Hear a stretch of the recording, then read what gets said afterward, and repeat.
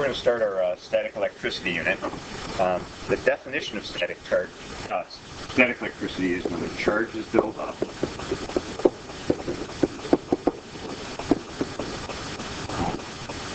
They don't continuously flow.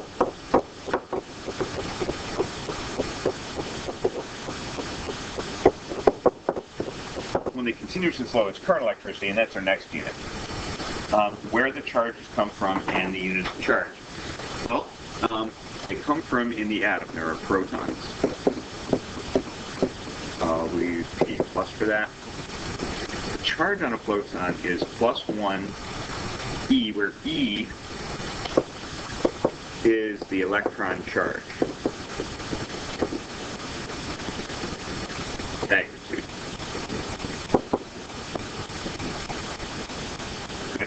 So we always said that protons are plus 1 times the charge on an electron, and that's equal to 1.6 times 10 to the minus 19 coulombs. When we do our math, when we're trying to find force or electric field, we want to use charges in coulombs. Electrons, and these are minus 1. Be minus 1.6 times 10 to the minus 19. Now, if an object gains electrons, it becomes negative. And if it loses electrons, it's going to become positive. It's usually the electrons being transferred back and forth because the protons are stuck inside the nucleuses of atoms. So they aren't going to be transferred. So here's an example. An oxygen nucleus contains 8 protons. What is the charge in electron charges and in coulombs? So I know that I have the oxygen. It's going to have 8 protons. That means charge, and the letter Q stands for charge, is going to be 8E plus 8E. But I also want to find it in coulombs. But each E, so I know 1 E is equal to 1.6 times 10 to the minus 19 coulombs. So I can write down 8E, and I'm going to make a fraction out of this.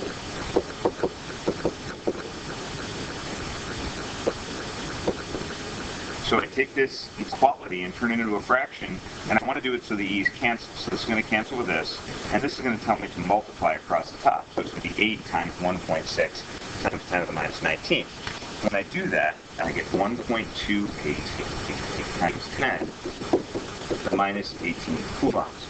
It makes sense because a proton, one single proton isn't going to have that much charge, and 10 to the minus 18 is a very small charge. Important static electricity rules. The first one is going to be that opposites attract.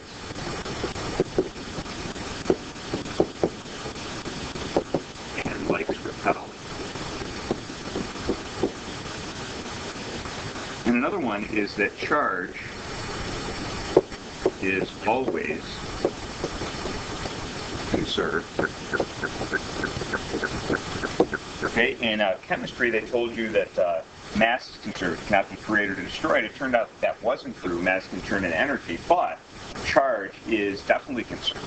Whatever the total charge is at the beginning has to be the same as the total charge at the end of a problem. Now, the methods of charging, there's 3 we're going to talk about. The first one is friction. And this is what you're familiar about. If you rub your feet on the floor, that's friction. Electrons are going to be transferred either from your feet to the floor or from the floor to your feet. But electrons are transferred and you pick up a charge. It's also like if there's a sheet rubbing against some socks in the dryer, they rub against each other, electrons are transferred from one to the other, and then they're charged. So friction is when 2 objects rub together and electrons are transferred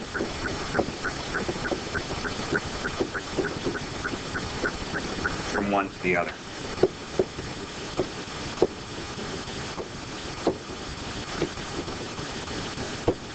Okay, and that would look something like this. So we're going to draw your foot And this is perfect. Right, and this is going to have some positive and negative charges in it. And the carpet's going to have positive and negative charges in it. Okay, now, this is neutral. And this is also neutral.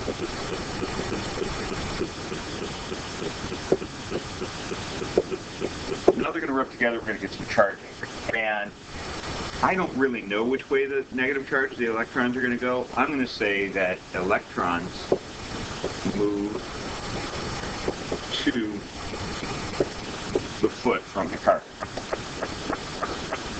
So first off, I'm just going to put the positives where they were, because they're not what are being transferred. This originally had its 4 electrons, and then some are going to move to the foot. Let's say we take 3 of them and move them to the foot. That will leave us 1 of them down here. Now the charge on this is negative, and this is positive. Whenever you have charging by friction, that happens. They end up with opposite charges. So that's why, for instance, your sock and your sheet will stick together coming out of the dryer, because they'll have opposite charges, and opposite charges attract. The next method is called induction. This is charges move, but the objects don't touch. And I'll give you an example for that one. Let's say I have a negative object, and then a neutral one.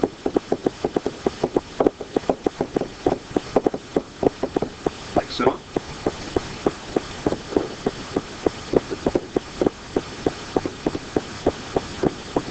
So now the charge is going to be free to move around. This guy will still be negative. But in this one, the negatives are going to react to these negatives. The negatives are going to be repelled and end up on one side, and the positives are going to end up on the other side. Okay, so this started out negative. This started out neutral. This stays negative. And this stays neutral. But now it has a positive side and a negative side. And because of that, it's going to be attracted. The neutral will be attracted. And it turns out that it would be attracted, it would work the same way if it was a positive charge coming nearby. So we always say opposites attract, but the real rule might be that opposites and neutrals can attract. So we want to make a note that neutrals are attracted to positives or negatives. So they try to trick you on this. They'll say a negative object moves near an object. If the second object is attracted, what do you know about the second object? And you'd be tempted to say positive, because a negative is attracting it, they have to be opposite. But that's not true. The real answer is, I know that that other object is either positive or neutral, because both positives and neutrals get attracted to negatives. Next one is contact. And in contact, the charges flow. Because they're touching, charges can jump from one to the other until the voltages are equal.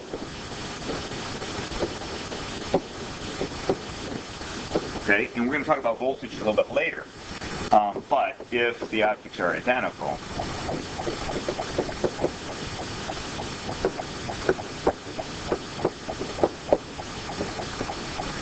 until the charges are equal. Okay, so that's a little bit simpler. We'll deal with, if they're not identical, a little bit later and have to deal with voltages. But for right now, we'll just take a look at this as an example. So before these two touch, I'm going to draw this guy right here. This has a charge of plus 5.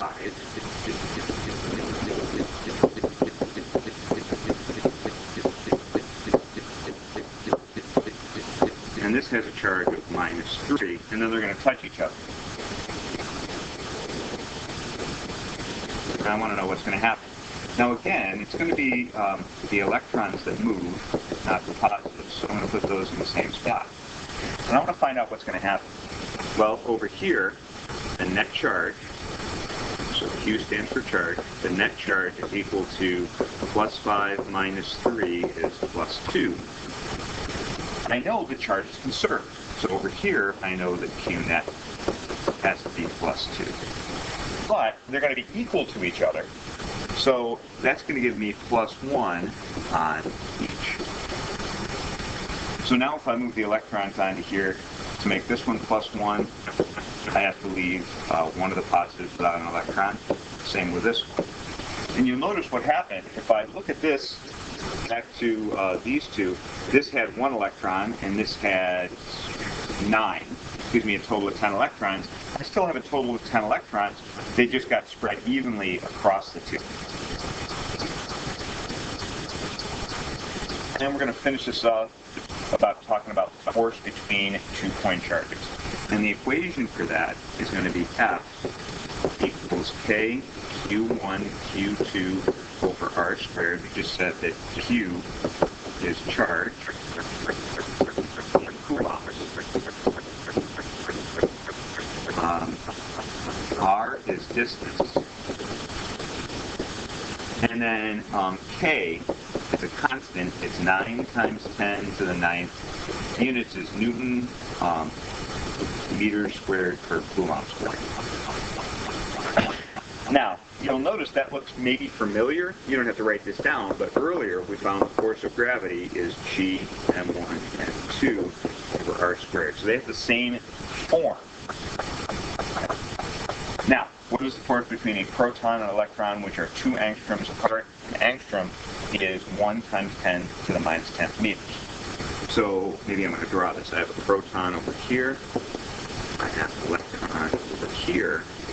And I know the distance between them is 2 angstroms, which is 2 times 10 to the minus 10th meters. And I want to know the force between them. So F equals K Q1 Q2 over R squared.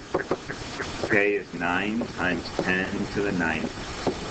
Now, we have to be careful with the charges because the charges need to be in coulombs. So Q1 is going to equal 1 times the electron charge, but I have to remember that that's equal to 1.6 times 10 to the minus 19 coulombs. So whenever you see the word proton, that's going to be the charge. Whenever you see electron, it's going to be the same charge, just negative. This is going to give me 1.6 times 10 to the minus 19 coulombs for the positive charge, 1.6 times 10 to the minus 19 coulombs for the negative charge. And we'll put a negative in there for the electron. And then divided by 2 times 10 to the minus 10 squared. When I do that, my answer is going to be 5.76 times 10 to the minus 9 newtons. Now it's negative because here I have positive times negative is going to give me a negative. The negative just means they attract. So I would probably just write this as 5.76 times 10 to the minus 9 newtons. And it's an attractive force. They're going to be pulling together.